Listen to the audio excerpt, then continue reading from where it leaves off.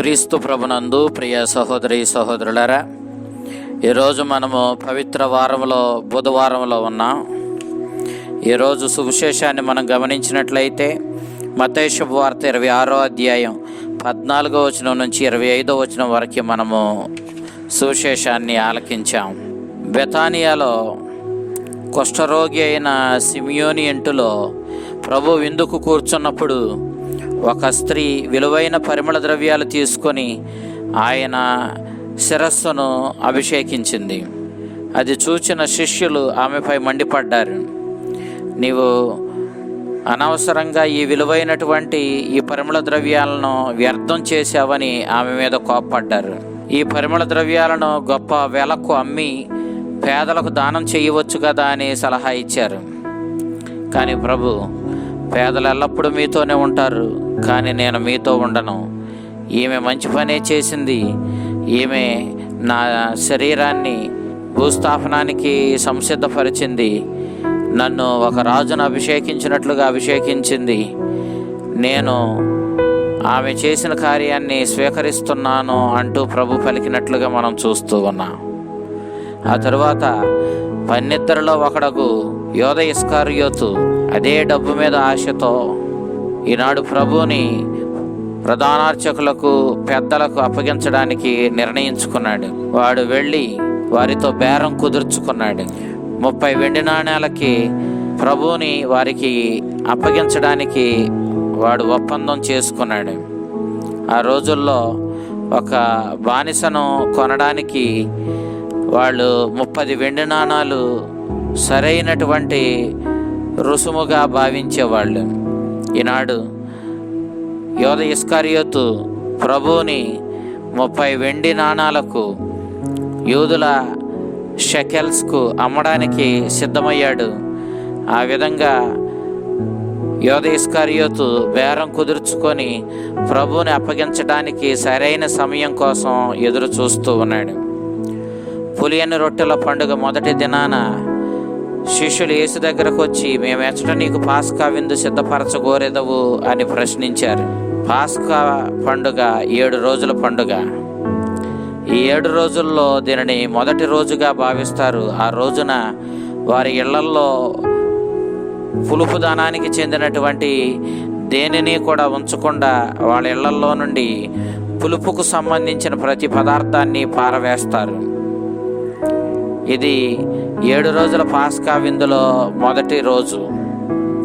ఈ రోజున ప్రభు దగ్గరకు వచ్చి, మేము పాస్కా విందును ఎక్కడ సిద్ధం చేయ నీవు మమ్మల్ని కోరుకుంటున్నావని శిష్యులు ఆయన్ని అడిగారు. మీరు యెరూషలేము పట్టణానికి పోయి ఒకానొక మనుషుని యొద్దకు వెళ్ళి, నా సమయము ఆసన్నమైనదని నా శిష్యులతో నీ గృహంలో పాస్కా విందును జరుపుకుంటానని గురువు చెప్పుచున్నాడని అతనితో చెప్పుము అన్నాడు. అప్పటికే ప్రభు మీద ప్రధానార్చకులు, పరిసయ్యులు, పెద్దలు చాలా గుర్రుగా ఉన్నారు. ఆయన ఏ విధంగానైనా బంధించాలని, అతన్ని అంతమొందించాలని, ఆయన ఎక్కడున్నాడో చెప్పమని ప్రజలకు సమాచారాన్ని పంపారు. ఆ విధంగా ఆయన ఎక్కడ ఉన్నాడో తెలుసుకొని ఆయనను బంధించడానికి వాళ్ళు ప్రయత్నాలు చేస్తూ ఉన్నారు. కాబట్టి ప్రభువు రహస్యంగా యెరూషలేములో తనకు పరిచయం ఉన్నటువంటి ఒక శిష్యుని వద్ద పాస్కా విందు జరపడానికి రహస్యంగా ఏర్పాట్లు చేసినట్లుగా మనం చూస్తూ ఉన్నాం. అందుకే బహుశా ఈ యెరూషలేములో పాస్కా విందుకు అన్ని ఏర్పాట్లు చేస్తూ ఉన్నటువంటి ఈ వ్యక్తి కూడా ప్రభు శిష్యుల్లో ఒకడై ఉండాలి. ఈ ప్రధానార్చకులు, పెద్దలు యేసును బంధించడానికి నిర్ణయించుకున్నారు. కానీ అది ప్రజలున్నప్పుడు కాదు, అతడు ఏకాంతంగా ఉన్నప్పుడు, తక్కువ మందితో ఉన్నప్పుడు బంధించడానికి అది అనువైన సమయం అని వాళ్ళు భావించి, ఆ విధంగా ఆయన ఒంటరిగా ఎక్కడ దొరుకుతాడో తెలుసుకోవడం కోసం వాళ్ళల్లో ఒకడైనటువంటి యోధ ఇస్కరియోతుతో ఈ ఒప్పందాన్ని చేసుకున్నారు. ఒంటరిగా ఉన్నప్పుడు ప్రభుని బంధించడానికి వాళ్లకు సులువవుతుంది. లేదంటే ప్రజలున్నప్పుడు ఆయన్ని బంధించడానికి చూస్తే ప్రజలు తిరగబడే ప్రమాదం ఉంది. కాబట్టి వారు యోధ ఇస్కరియోతు సహాయంతో ప్రభు ఒంటరిగా ఉన్నప్పుడు ఆయన్ను బంధించడానికి వాళ్ళు అన్ని ఏర్పాట్లు చేసుకున్నారు. ఆ సమయం కోసం యోధ ఇస్కరియోతు కూడా ఎదురు చూస్తూ ఉన్నాడు. సాయంకాలం కాగా యేసుక్రీస్తు 12 శిష్యులతో భోజనానికి కూర్చున్నాడు. ఇది పాస్క్వా విందు. లెక్కైతే ఈ పాస్క్వా అనగా దాటిపోవడం అనే అర్థం.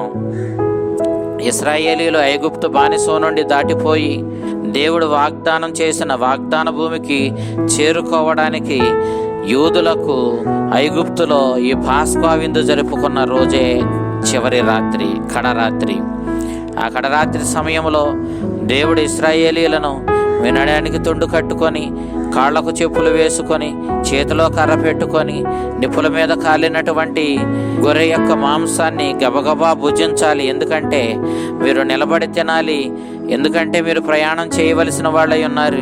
ఇక్కడ మీకు రక్షణ లేదు. మీరు రక్షించబడడానికి ఆ వాగ్దాన భూమికి ప్రయాణం చేయవలసిన వారై ఉన్నారు. కాబట్టి కాళ్లకు చెప్పులేసుకొని ప్రయాణించే వ్యక్తిలాగా మీరు సంసిద్ధులై ఈ విందు చేయాలని చెప్పాడు.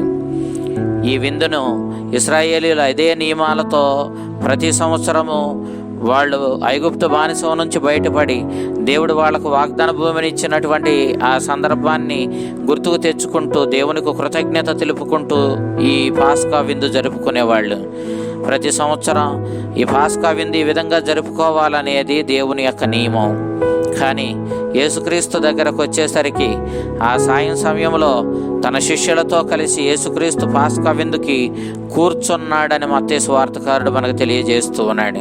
నిలబడి తినవలసినటువంటి పాస్కా విందును క్రీస్తు తన శిష్యులతో కలిసి కూర్చొని తినడం మనకు గొప్ప సందేశాన్ని అందిస్తుంది. పూర్వం వాళ్ళు రక్షించబడడానికి ఎక్కడికో వెళ్ళాలి కాబట్టి కాళ్ళకు చెప్పులు, చేతిలో కర్ర, నడడానికి తుండు, గబగబా తింటూ వాళ్ళు ప్రయాణాన్ని కొనసాగించవలసిన వారై ఉన్నారు. కాబట్టి ఆ విధంగా వాళ్ళు నిలబడి భుజించవలసి వచ్చింది. కానీ ఈనాడు యేసుక్రీస్తు రక్షించబడడానికి మీరు ఎక్కడికో వెళ్ళనవసరం లేదు. మీ అందరి పాప పరిహారార్థం బలి అయ్యి మిమ్మల్ని రక్షించే రక్షకుడిని నేనుండగా మీరు ఎక్కడికి వెళ్ళవలసింది లేదు. కాబట్టి తాయితీగా నాతో కూర్చొని భుజించండి అంటూ వాళ్ళని తనతో కూర్చోబెట్టుకొని ఆ విందు జరిపినట్లుగా మనం చూస్తూ ఉన్నాం. వారు భుజిస్తూ ఉండగా యేసుక్రీస్తు మీలో ఒకడు నన్ను శత్రువులకు అప్పగింపనున్నాడని తెలియచేశాడు. అప్పుడు వారందరూ చాలా చింతించారు. ప్రభు నేనా అని ఒక్కొక్కరు ప్రభుని అడిగారు. అందుకు ఆయన నాతో పాటు ఈ పాత్రలో చేతిని ముంచువాడు నన్ను అప్పగించుచున్నాడు అని చెప్పాడు. నిజానికి శిష్యులందరూ కూడా తమ రొట్టెను ఆ పాత్రలో ముంచుకున్న వారే.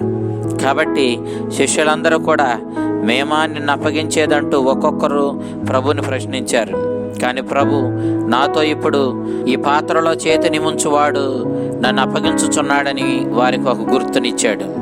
పరిస్థితిని గమనించిన యోధ ఇస్కరియోతు, గురువా నేనా అని ప్రశ్నించాడు.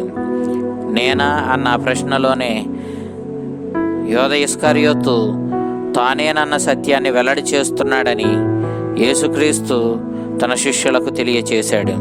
ఈ విధంగా యోధ ఇస్కరియోతు ప్రభువుని అప్పగించడానికి కంకణబద్ధుడై ఉన్నాడు. ఆ విధంగా యోధ ఇస్కరియోతు విషయంలో క్రీస్తు ఎంతగానో ఆందోళన చెందినట్లుగా, నశించిపోతున్న యోధ ఇస్కరియోతు విషయంలో చాలా ప్రేమతో బాధపడినట్లుగా మనం చూస్తూ ఉన్నాం. ఎంత ప్రేమమయుడు, కారుణ్యమూర్తి అయిన యేసుక్రీస్తు యోధ ఇస్కరియోతు యొక్క కుట్రతో కూడినటువంటి ఈ అప్పగింపును కూడా మానవ రక్షణార్థం వినియోగించి యోధ ఇస్కరియోతు ప్రభువుని శత్రువులకు అప్పగించిన, శత్రువుల చేతిలో నలిగి మరణించి మనల్నందరినీ రక్షించడానికి యోధ ఇస్కరియోతు దుష్టపు ఆలోచనను కూడా మన రక్షణార్థం, మన మేలు కోసమే వినియోగించిన ఆ కారుణ్యమూర్తి కృపామయుని యొక్క కనికరాన్ని మనం అర్థం చేసుకొని ఆ ప్రభు చెంతకు వద్దాం, ఆ ప్రభుని విశ్వసిద్దాం, ఆ ప్రభువుని వెంబడిద్దాం. ఆయన వాక్యానుగుణంగా జీవించి ఆయన చేసిన ప్రాణత్యాగంలో ఉన్నటువంటి ఆ మర్మమైన ప్రేమను గ్రహించి ఆ ప్రేమను పాటించి మన జీవితాలను ధన్యం చేసుకుందాం. ఆ చల్లని ప్రభు మనల్ని పాపం నుండి, మరణం నుండి దాటవేసి నిజమైన స్వేచ్ఛా స్వాతంత్ర్యాలతో కూడిన ఆ పరలోక తండ్రి రాజ్యానికి చేర్చడానికి వచ్చినటువంటి మనందరి పాస్క్వా అయినటువంటి క్రీస్తు ప్రభుని యొక్క శ్రమల, మరణ, పునరుత్థాన ఆశీర్వాదాలు నిండుగా మెండుగా మనమందరం పొందుకుందాం. ఆ చల్లని ప్రభు మిమ్మందరినీ దీవించుగాక. ఆమేన్.